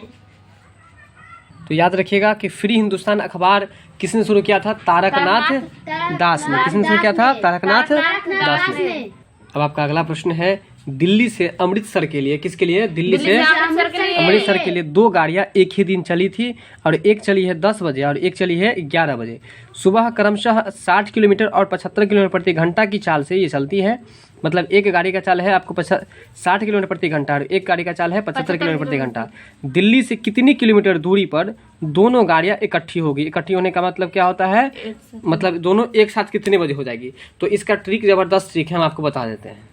यहाँ पर देखिए, जब भी आपको बता दें कि इस तरह का कोई प्रश्न आए कि मतलब एक साथ 2 नल को खोला जाता है या एक नल को 5 बजे खोला गया और एक नल को 10 बजे खोला गया, तो कहता है कि दोनों नल जो है ना, अगर एक ही बार मतलब डिब्बा का साइज एक ही रंग है और दोनों को जो लगाया गया है, दोनों को अलग अलग टाइम पर खोला गया, तो कहता है कि दोनों कब तक भर देगा। तो जब दोनों भरने की बात आए, या जैसे कि यहाँ पर जो गाड़ी है कि एक गाड़ी 10 बजे, एक गाड़ी 11 बजे खुलती है, दोनों का चाल, एगो का चाल 60 किलोमीटर प्रति घंटा है, एगो का 75 किलोमीटर घंटा है, और दोनों एक जगह पर कहाँ पर मिल जाएगा, इस तरह का प्रश्न जब भी आए तो दोनों का एलसीएम निकाल दीजिए, मतलब कि लघुत्तम निकाल दीजिए, आपका आंसर मिल जाएगा। तो देखिए 60-75 का लघुत्तम निकाले, लघुत्तम निकाल करके 300 इसका आंसर आ गया। ठीक है, तो याद रखिएगा इस प्रश्न को, बहुत अच्छा ट्रिक है इसका। एक परीक्षा में 20% छात्र अंग्रेजी में असफल रहे, 35% छात्र हिंदी में असफल रहे, 27% छात्र जो है दोनों में असफल रहे। यदि सफल छात्रों की संख्या 288 हो तो परीक्षा में बैठने वाले छात्रों की संख्या कितनी होगी? तो इसका आंसर आपको 400 हो जाएगा। ठीक है, अगला है आपका 30 सितंबर 2021 से नए वायुसेना अध्यक्ष का पदभार कौन संभाला है? तो याद रखिएगा VR चौधरी। कौन संभाला है? VR चौधरी। 30 सितंबर 2021 से वायुसेना मतलब एयरफोर्स का जो अध्यक्ष है वो कौन बना है? तो VR चौधरी बना है। कौन बना है? VR चौधरी बना है। क्या बना है? वायुसेना का अध्यक्ष। आगे है 9 अगस्त 2021 को। कब? 9 अगस्त 2021 को छपे समाचार पत्र के न्यूज के अनुसार पहली बार इंसान की जगह कृत्रिम बुद्धिमत्ता को किस देश ने पेटेंट किया था? ठीक है, तो दक्षिण अफ्रीका हो जाएगा। प्रश्न फिर से समझिए, करंट है। कहता है कि 9 अगस्त 2021 को छपे समाचार पत्र में, मतलब 9 अगस्त 2021 को जो समाचार पत्र में छपा हुआ था उस न्यूज के अनुसार पहली बार इंसान की जगह पर कृत्रिम बुद्धिमत्ता को किस देश ने पेटेंट किया था? तो दक्षिण अफ्रीका। आगे है 72वें गणतंत्र दिवस समारोह 26 जनवरी 2021। अब एक इस बातों को याद रखिएगा कि 2021 में जो गणतंत्र दिवस मनाया गया, 26 जनवरी को गणतंत्र दिवस मनाया था, ये तो पता ही है आपको। 26 जनवरी 2021 को जो गणतंत्र दिवस मनाया गया वो कैमा गणतंत्र दिवस था? 72वां गणतंत्र दिवस था। कैमा गणतंत्र दिवस था? 72वां गणतंत्र दिवस था। कब? 26 जनवरी 2021 को। 26 जनवरी 2021 को 26 जनवरी 2021 को जो गणतंत्र दिवस मनाया गया, क्या था? तो 72वां गणतंत्र दिवस था। बात समझ गए? और यहाँ पे कहता है कि इसके मुख्य अतिथि कौन थे? तो इसके मुख्य अतिथि जो थे वो बेंजामिन जी थे। बेंजामिन नेतन्याहू जो कि इजराइल के प्रधानमंत्री थे। जायर बोल्सोनारो थे, है ना, जो कि ब्राजील के राष्ट्रपति थे। सिरिल रामाफोसा थे जो दक्षिण अफ्रीका के राष्ट्रपति थे। बात समझे? यानी कि भारत में जो 2021 में आपको गणतंत्र दिवस मनाया गया उसमें चीफ गेस्ट के रूप में, यानी कि मुख्य अतिथि के रूप में किस सबको बुलाया गया था? बेंजामिन नेतन्याहू को, जायर बोल्सोनारो को और सिरिल रामाफोसा को। बात समझ गए? सिरिल रामाफोसा कहाँ का था? दक्षिण अफ्रीका के राष्ट्रपति के थे। जायर बोल्सोनारो कहाँ के थे? ब्राजील के राष्ट्रपति थे। और बेंजामिन नेतन्याहू कहाँ के थे? इजराइल के प्रधानमंत्री थे। अब यहाँ पर जरा देखेंगे आप लोग, मैत्री सेतु के संदर्भ में निम्नलिखित में से कौन से कथन सत्य है? तो यहाँ पर देखिए 1, 2 और 3 तीनों कथन सत्य है। तीनों को बारी बारी से हम आपको बताते हैं, लेकिन किसके संदर्भ में? मैत्री सेतु के संदर्भ में। ठीक है, यह भारत और बांग्लादेश के बीच फेनी नदी पर स्थापित एक सेतु है। सेतु का मतलब पुल होता है। सेतु मतलब क्या होता है? पुल। जैसे पटना में कौन सेतु है? महात्मा गांधी सेतु। ठीक है, तो देखिए यह भारत और बांग्लादेश के बीच में फेनी नदी पर स्थापित एक सेतु है। भारत और बांग्लादेश के बीच में फेनी नदी पर जो है स्थापित एक सेतु है। कौन सेतु है? मैत्री सेतु। कहाँ किस देश के बीच में? भारत और बांग्लादेश के बीच में। किस नदी पर है? फेनी नदी पर। उसी भी नदी में फेन बनता रहता है कि नहीं बनता है, तो इसलिए फेनी नदी पर स्थापित यह एक सेतु है। कहाँ पर, किस देश के बीच में? भारत और कौन सेतु है? फेनी मैत्री सेतु। मैत्री सेतु है। अगला है 1.9 किलोमीटर लंबा यह एक सेतु भारत में त्रिपुरा से सब रूम जिले को बांग्लादेश के रामगढ़ से जोड़ता है। मतलब 1.9 किलोमीटर यानी कि 1900 मीटर लंबा यह एक सेतु भारत में त्रिपुरा के सबरूम जिले से, त्रिपुरा के सबरूम जिले से बांग्लादेश के रामगढ़ से इसको जोड़ता है। बात समझ गए? आगे है, इसका लोकार्पण 9 मार्च 2021 ईस्वी को भारत के प्रधानमंत्री नरेंद्र मोदी तथा बांग्लादेश का प्रधानमंत्री शेख हसीना ने संयुक्त रूप से वर्चुअल तरीके से किया था। बात समझ गए? याद रखिएगा। मैत्री सेतु के बारे में हम क्या क्या कहे आपको। सबसे पहले हम लोग याद रखें कि मैत्री सेतु जो है भारत और बांग्लादेश के बीच में फेनी नदी पर बनाया गया है। दूसरा है कि यह कितनी लंबी है, तो 1.9 किलोमीटर लंबी है। इसको लोकार्पण जो किए हैं वो कौन कौन किए हैं? भारत के प्रधानमंत्री मोदी और कौन किए हैं बताइए? अभी जस्ट बताए थे ना, बांग्लादेश की प्रधानमंत्री शेख हसीना। अब देखिए यहाँ जो आपका प्रश्न है लिखा है कि इसको उल्टा पढ़िए, ठीक है। 3 अप्रैल को कौन सा दिवस मनाया जाता है? तो हिंदी रंगमंच दिवस। यानी कि हिंदी रंगमंच दिवस कब मनाया जाता है? तो 3 अप्रैल को। हिंदी रंगमंच दिवस कब मनाया जाता है? 3 अप्रैल को। बताइए कि 3 अप्रैल को कौन सा दिवस मनाया जाता है?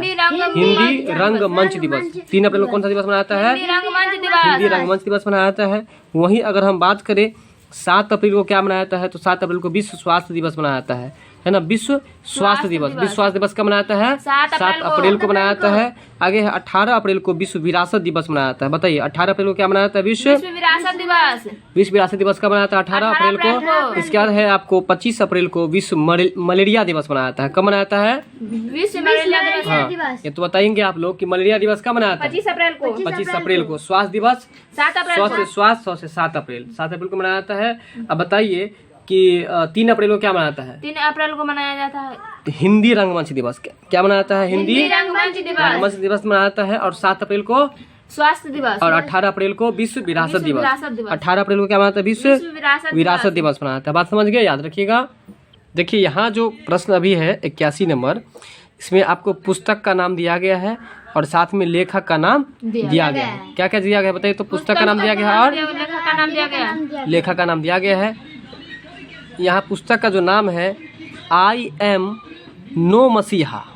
बताइए कितना अच्छा पुस्तक का नाम है, बोलिए। आई एम नो मसीहा। आई एम नो मसीहा। तेजी बोलिए। आई एम नो मसीहा। आई एम नो मसीहा पुस्तक के लेखक जो हैं वह आपको कौन है? तो देखिए सोनू सूद, बोलिए। सोनू सूद मीना के अय्यर है ना। सोनू सूद और मीना के अय्यर मतलब सोनू सूद इसके लेखक हैं, है ना। पुस्तक का नाम क्या है? आई एम नो मसीहा। इसके लेखक कौन है? सोनू सूद। कौन है? सोनू सूद।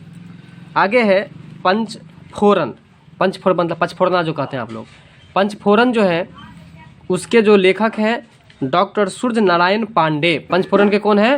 डॉक्टर सूर्य नारायण पांडे। प से पंचफोरन, प से पांडे, यानी कि पंचफोरन पुस्तक के लेखक कौन है? डॉक्टर सूर्य नारायण पांडे हैं। इसके बाद है your best day is today. बोलिए your best day is today. Your best day is today के जो लेखक हैं वो आपको कौन है? तो देखिए आप लोग यहाँ से इस तरह से गया है अनुपम खेर। कौन है? Your best day is today के लेखक कौन है? अनुपम खेर है। इसके बाद है आपको the Tailor of Panama. The Tailor of Panama के लेखक कौन है? John le Carré. बोलिए कौन है? John le Carré. तो ये जो प्रश्न है ये जो आपको पुस्तक और लेखक का नाम है अति महत्वपूर्ण है, इसको आप लोग याद रख लेंगे। ठीक है, चलते हैं अगले प्रश्न पर। आगे है आपका T20 अंतर्राष्ट्रीय क्रिकेट में युवराज सिंह। क्या नाम है क्रिकेटर का? युवराज सिंह के बाद लगातार 6 गेंद पर 6 छक्का मारने वाला विश्व का दूसरा खिलाड़ी कौन बना? बताइए। सबसे पहले युवराज सिंह आपको 6 बॉल पर 6 छक्का लगाए हुए थे। इसके बाद जो है उनके बाद 6 बॉल पर 6 छक्का जो लगाए हैं वो दूसरा खिलाड़ी का नाम है आपको केरोन पोलार्ड। बोलिए क्या नाम है? केरोन पोलार्ड जो है वो 6 बॉल पर 6 छक्का लगाया था। लेकिन सबसे पहले 6 बॉल पर 6 छक्का कौन लगाया था? युवराज सिंह। कौन लगाया था? युवराज सिंह। आपका अगला प्रश्न है 28 फरवरी और 28 फरवरी से मुझे एक बात याद आ रहा है, बताइए कि विश्व विज्ञान दिवस कब मनाया जाता है? 28 फरवरी को। बिल्कुल, विज्ञान दिवस 28 फरवरी को मनाया जाता है। 28 फरवरी 2021 को वेवर्ली हिल्स कैलिफोर्निया में बीते 78वें गोल्डन ग्लोब पुरस्कारों 2021 के तहत किस फिल्म को ड्रामा श्रेणी में सर्वश्रेष्ठ फिल्म का पुरस्कार प्रदान किया गया? तो फिल्म का नाम है आपको नोमाडलैंड। क्या नाम है? नोमाडलैंड। विज्ञान दिवस कब मनाता है? 28 फरवरी को। तो आपका अगला प्रश्न है केंद्रीय प्रदूषण नियंत्रण बोर्ड, कौन सा बोर्ड है? केंद्रीय प्रदूषण नियंत्रण बोर्ड, जिसको हम लोग शॉर्ट में CPCB भी बोल सकते हैं। क्या बोल सकते हैं? CPCB ने देश के 112 सबसे प्रदूषित स्थलों में किस राज्य का पहले स्थान रखा है? तो ओडिशा। बताइए कि ओडिशा की राजधानी कहाँ है? ओडिशा भुवनेश्वर है। ओडिशा की राजधानी कहाँ है? भुवनेश्वर। महाराष्ट्र की राजधानी कहाँ है? महाराष्ट्र की राजधानी मुंबई। दिल्ली की राजधानी कहाँ है? दिल्ली की राजधानी, दिल्ली खुद एक राजधानी नहीं, दिल्ली खुद राजधानी है। उत्तर प्रदेश की राजधानी कहाँ है? लखनऊ। आपका अगला प्रश्न है 1 फरवरी 2021 को प्रस्तुत वित्तीय वर्ष 2021 से 22 के केंद्रीय बजट में कुल कितना व्यय अनुमानित किया गया? तो देखिए, कुल व्यय जो अनुमानित किया गया 34,83,236 करोड़ रुपया। ठीक है, कहते हैं 1 फरवरी 2021 को प्रस्तुत वित्तीय वर्ष 2021 से 22 के केंद्रीय बजट में कुल कितना व्यय अनुमानित किया गया है? 34,83,236 करोड़। आपका अगला प्रश्न है वित्तीय वर्ष 2021 से 22 के केंद्रीय आय और व्यय में कुल कितनी राजस्व प्राप्तियां इनके रेवेन्यू अनुमानित किया गया है ना? क्वेश्चन है कि वित्तीय वर्ष 2021 से 22 के केंद्रीय आय व्यय में कुल कितनी राजस्व प्राप्तियां अनुमानित किया गया? तो 17,88,424 करोड़ रुपए। आगे है अप्रैल दिसंबर 2020 के दौरान, किसके दौरान? अप्रैल दिसंबर 2020 के दौरान भारत के विदेशी व्यापार का सबसे बड़ा साझेदार कौन सा देश रहा है? तो उस देश का नाम है आपको अमेरिका। क्या रहा है? अमेरिका। आगे है निम्नलिखित कूटों में से कौन से कथन सही हैं? तो इसका जो आंसर है आपको सभी सही है। तो सही पॉइंट को आप लोग पढ़िए। मास्को घोषणा पत्र का संबंध क्षय रोग से है, याद रखिएगा। देखिए, अगर किसी को क्षय रोग हो जाएगा, क्षय रोग मतलब टीबी, जब टीबी बीमारी किसी को हो जाएगा ना, तो आप क्या लगा करके रहिएगा? मास्क। इसलिए याद रखिएगा कि मास्को घोषणा पत्र का संबंध किस रोग से है? क्षय रोग से, टीबी से, यानी कि क्षय रोग से। ठीक है, अगला है वर्ष 2030 तक क्षय रोग को समाप्त करने का लक्ष्य रखा गया। मतलब क्षय रोग यानी कि टीबी को समाप्त करने का लक्ष्य जो रखा गया है कब तक? 2030 तक। कब तक रखा गया है? 2030 तक। तीसरा पॉइंट जो आपका है, भारत ने इस घोषणा पत्र पर हस्ताक्षर किया था। कहने का मतलब ये जो मास्को घोषणा पत्र था उसके बारे में हम क्या क्या बात बताएं आपको? बताइए। मास्को घोषणा पत्र जो जारी किया गया था वो किसके संबंध में? तो क्षय रोग के संबंध में। अगला है वो जो मास्को घोषणा पत्र जारी हुआ, उस घोषणा पत्र में जो घोषणा किया गया कि कब तक हम टीबी बीमारी को समाप्त कर देंगे? 2030 तक खत्म कर देंगे। अगला है कि भारत जो है खुद भी इस घोषणा पत्र पर क्या किया था? हस्ताक्षर किया, साइन किया था, यानी कि हस्ताक्षर किया था। चौथा पॉइंट जो है, इस भारत ने इस संबंध में 2025 तक का लक्ष्य रखा है, यानी कि बहुत ही नज़दीक समय आ गया है कि भारत से टीबी बीमारी खत्म होने वाला है। 2025 तक का लक्ष्य रखा है भारत। और वाकई में टीबी बीमारी को रोकथाम के लिए बहुत ज़्यादा जो है सो आपको इस निगरानी और दवा, साथ में उसका जो है सो उपचार, बहुत अच्छे उपचार फ्री ऑफ कॉस्ट में किया जा रहा है और उम्मीद है कि खत्म हो जाएगा। ठीक है, तो भारत ने 2025 तक का लक्ष्य रखा है कि यह टीबी बीमारी भारत से हम समाप्त कर देंगे। तो अब बताइए कि यह घोषणा पत्र जो किया गया कौन सा घोषणा पत्र है? मास्को घोषणा पत्र। चलिए आगे है इकोनोमिस्ट इंटेलिजेंस यूनिट, बोलिएगा। इकोनोमिस्ट इंटेलिजेंस यूनिट द्वारा जारी लोकतंत्र सूचकांक 2020 में, लोकतंत्र सूचकांक 2020 में भारत का रैंक कौन सा है? तो भारत का रैंक आपको 53वां है। कौन सा रैंक है? 53वां रैंक है। आगे है संयुक्त राष्ट्र संघ, जिसको हम लोग शॉर्ट में क्या कह सकते हैं? यूएनओ की एक रिपोर्ट के अनुसार दुनिया भर में प्रतिवर्ष अनुमानतः कितने प्रतिशत खाद्य उत्पादन बर्बाद हो जाता है? तो कितने प्रतिशत खाद्य उत्पादन बर्बाद हो जाता है? 17% खाद्यान्न उत्पादन जो है बर्बाद हो जाता है। बात समझ गए? बताइए कि संयुक्त राष्ट्र संघ को शॉर्ट में हम लोग क्या कहेंगे? UNO, United Nations of America. Organisation. Organisation. आगे है लोकसभा टीवी और राज्यसभा टीवी के विलय के बाद अब इसे क्या नाम दिया गया है, तो संसद टीवी।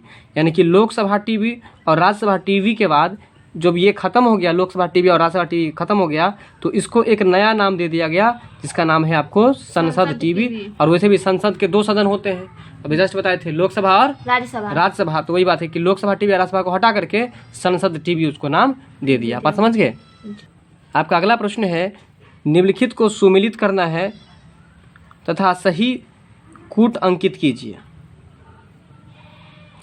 प्रश्न है, श्री बाहुबली अहिमसादी, देखिए इसको थोड़ा ऐसे पढ़िए, अहिमसा दिग्विजयम, अहिमसा दिग्विजयम पढ़िए, अहिमसा दिग्विजयम। श्री बाहुबली अहिमसा दिग्विजयम, श्री बाहुबली अहिमिसा मसा दिग्विजयम जो है पुस्तक, उसके लेखक जो है वो कौन है, तो इसके लेखक हैं आपको वीरप्पा मोइली। कौन है? वीरप्पा मोइली। इसको आप दे करके नोट कर लेंगे, वीरप्पा मोइली है। श्री बाहुबली अहिमसा दिग्विजयम के लेखक जो है वो कौन है? वीरप्पा मोइली है। ठीक है, यानी कि ये इसको यहाँ से हम लोग इसको 4 नंबर पर मैच कर देंगे। इसके बाद जो है अंतर्नाद पुस्तक के लेखक कौन है, तो अंतर्नाद पुस्तक के जो लेखक हैं वो आपको बकुला घासवाला है। अंतर्नाद पुस्तक के लेखक कौन है? बकुला घासवाला। देखिए अंतर्नाद पुस्तक के लेखक कौन है? बकुला घासवाला। इसके बाद है टोकरी में दिगंत थेरी गाथा, टोकरी में दिगंत थेरी गाथा, इसके जो लेखक हैं वो कौन है? अनामिका। तो अनामिका जी हैं। कौन है? अनामिका। अनामिका जो है अनामिका जी हैं। कौन है? अनामिका जी हैं। इसके बाद है द मोमेंट ऑफ लिफ्ट, इसके लेखक जो है वो कौन है? तो मेलिंडा गेट्स, मेलिंडा गेट्स। अगला प्रश्न है, मध्य प्रदेश के मुख्यमंत्री शिवराज सिंह चौहान, शिवराज सिंह चौहान मध्य प्रदेश के मुख्यमंत्री हैं। ठीक है, तो शिवराज सिंह चौहान ने मध्य प्रदेश के होशंगाबाद शहर का नाम बदल कर क्या रखा? देखिए याद रखिएगा कि होशंगाबाद शहर का नाम बदल करके नर्मदापुरम रखा गया। क्या रखा गया? नर्मदापुरम। नर्मदापुरम। मध्य प्रदेश के मुख्यमंत्री शिवराज सिंह चौहान ने मध्य प्रदेश के होशंगाबाद शहर का नाम बदल करके नर्मदापुरम रख दिया। आगे है, फरवरी 2021 में किस सुंदरी ने वर्ष 2021 की फेमिना मिस इंडिया का खिताब जीता है? यानी कि फेमिना मिस इंडिया का खिताब 2021 में किसने जीता है?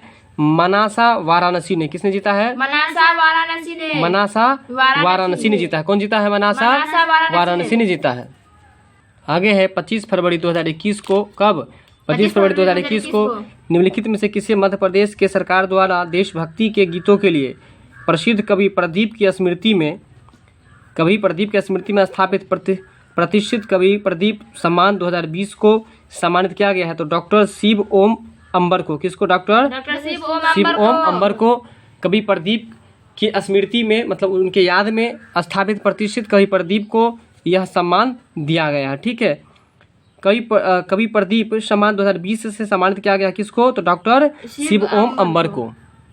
आपका अगला प्रश्न है, बिहार की मूल निवासी एवं दिल्ली विश्वविद्यालय के आचार्य निम्नलिखित में से किस हिंदी महिला कवियत्री की प्रकाशित पुस्तक टोकरी में दिगंधक थेरी गाथा, जैसे हम लोग पढ़े थे, है ना, टोकरी में दिगंत थेरी गाथा के लिए साहित्य अकादमी अवार्ड देने की घोषणा 12 मार्च 2021 को की गई है? तो अनामिका। अभी जस्ट पढ़े थे हम लोग अनामिका के बारे में। आगे है नासा, और नासा का फुल फॉर्म जो है ये भी जान लीजिए, national aeronautics and space administration का कौन सा मार्स रोवर मंगल ग्रह पर 18 फरवरी 2021 को सफलतापूर्वक उतर गया तथा वहां से लगातार चित्र प्रेषित कर रहा है? तो परसीविरेंस। आपका अगला प्रश्न है, यूनेस्को द्वारा वर्ष 2021 के लिए किसे विश्व पुस्तक राजधानी यानी कि वर्ल्ड बुक कैपिटल घोषित किया गया है? तो तिबिलिसी को। किसको? तबिलिसी बोलिए उसको, तबिलिसी को। किसको? तबिलिसी को। यूनेस्को द्वारा वर्ष 2021 के लिए किसे विश्व पुस्तक राजधानी यानी कि वर्ल्ड बुक कैपिटल घोषित किया गया? तो तबिलिसी को। अब आपका अगला प्रश्न है, 22 मार्च 2021 को घोषित राष्ट्रीय फिल्म पुरस्कारों के तहत निम्नलिखित में से किस अभिनेत्री को सर्वश्रेष्ठ अभिनेत्री घोषित किया गया? कंगना रनौत। कंगना रनौत को। ठीक है। 22 मार्च 2021 को घोषित राष्ट्रीय फिल्म पुरस्कारों के तहत किस अभिनेत्री को सर्वश्रेष्ठ अभिनेत्री घोषित किया गया है? तो कंगना रनौत को। इसके बाद आपका आज का लास्ट प्रश्न है, 1 अप्रैल 2021 को निम्नलिखित में से किस दिग्गज फिल्म अभिनेता को वर्ष 2019 के दादा साहब फाल्के पुरस्कार देने की घोषणा की गई है? तो रजनीकांत को। किनको? रजनीकांत को। एक बार पुनः प्रश्न समझिए, 1 अप्रैल 2021 को निम्नलिखित में से किस दिग्गज फिल्म अभिनेता को वर्ष 2019 के दादा साहब फाल्के पुरस्कार देने की घोषणा की गई? तो रजनीकांत को। ठीक है। वीडियो अच्छी लगी हो